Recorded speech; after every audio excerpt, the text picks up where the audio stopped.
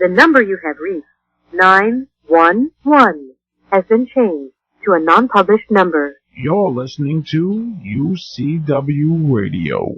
In your face. 16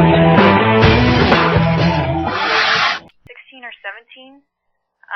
And you were shy. Oh yeah, I was a very, very shy kid. Okay, so you're a beautiful young girl sitting in the corner by yourself. How? That's pretty much. That's sad. I have a tear rolling down my face. Oh my God. Are you playing a violin for me? Yeah, a little violin. Yeah, but it's interesting how you go from being a shy girl to wanting to go into modeling. What sparked your interest? Because did you see something in a magazine or TV? Did you say, "Hey, wow, I can do this too"? Well, I think it was something that I know that I'd always kind of heard it, from random people. Oh, you should model, or oh, you're so beautiful, you could do that, you could be in that ad. And then I guess the more you hear something, and the more encouragement that you have about anything, you feel like it's more possible for you. So going to school for it was something that really helped me to gain confidence. I didn't, just jump into it and start doing photo shoots right away. I went to a school, and they helped me to understand the whole thing more, and then that helped me gain that confidence.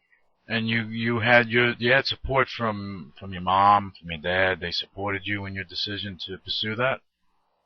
Yeah, my mom definitely, she definitely supported me. But then it was something that just kind of went away. I did it, and it was just, I did it for about a year, and then I just kind of lost interest in it. It wasn't something that I was really passionate about, and I really didn't start it again until, like 2004. So I was, it was years later, where I actually picked it up again. Okay, so you took a break from it. You did it when you were younger. You took a break, and you were still a shy little girl, but then you wanted to pursue other interests. You probably went to school and did all that stuff. And then then 2004, you said, okay, I want to start doing this again. What was it? Was it something that happened or something that someone said that said, hey, you know what? I should start doing this again? Yeah, it was. There were several motivating factors behind the whole thing. I moved to Phoenix, Arizona, and I went to school there. I actually went to school for digital media production. So I was going to school to become a director, and check you out. That's good. That's good stuff. Yeah, it was kind of the similar thing as doing the modeling, and being the director is not really going after what I really wanted, but staying close to it. Right. So I got a little bit closer by going to school for video, and while I was there to make my way, I was working as a legal assistant at a law firm, and there was a girl that I worked with there, and she was talking to me about how she was going to do a photo shoot. I'm like, oh wow, really? And I don't know, when I heard that, it just sparked something in me, and I really felt like I wanted to do it. And I ended up going and shooting with the same person that she shot with, the same photographer, and then since then it was just, I just kept going with it.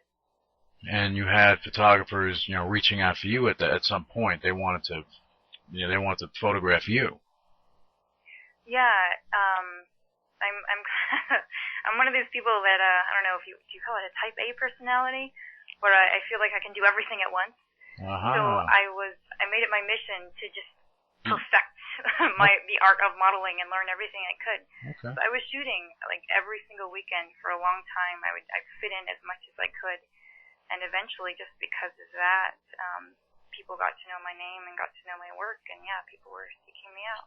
Well, that's interesting, because we have a lot of guests, as you know, on the show, and the one thing and this is one of the things that most of our guests have in common, is they, some things were thrust upon them. They may have tried doing something in the past, but some incident, something sparked in them, or something fell in their lap, and that opened the doors for them to do what they're doing today. Just like you, even though you did modeling when you were younger, if this person didn't tell you that they were doing a modeling shoot, you wouldn't be where you are right now. Right. It's that one incident, and for you, I mean, obviously things are building up for you, but you went from being a shy girl to doing this, and you're continuing to forge forward, and I find that great. I mean, you went to school to be a director. That's like, okay, but a lot of our guests, what happens is that what I see is that they wind up, when something falls in their lap, they wind up going out there and trying to find out all they can about what's in front of them, and they learn, they do research, and they learn, and that's one of the keys to being successful. You need to do your due diligence.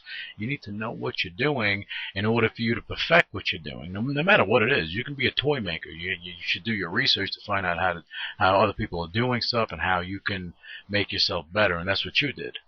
Yeah, absolutely. Okay. It's definitely one of the philosophies that I live by. And I think it was the casting director in Arizona. She had some quote on her page, and once I saw it, I just completely connected with it. And it's if you're not working, then you should be training, and that's completely how I feel and how I live my life. No, that's interesting. That is an interesting quote. If you're not working, you should be training. Okay, we're gonna mark that one now, people. If you're not working, you should be training. No matter what you're doing, just do it. Now, Joanna, you went from the modeling scene, and you kind of slid into the world of acting, but you went from, again, the shy girl, modeling, and going into that, you chose to get involved in acting. You didn't choose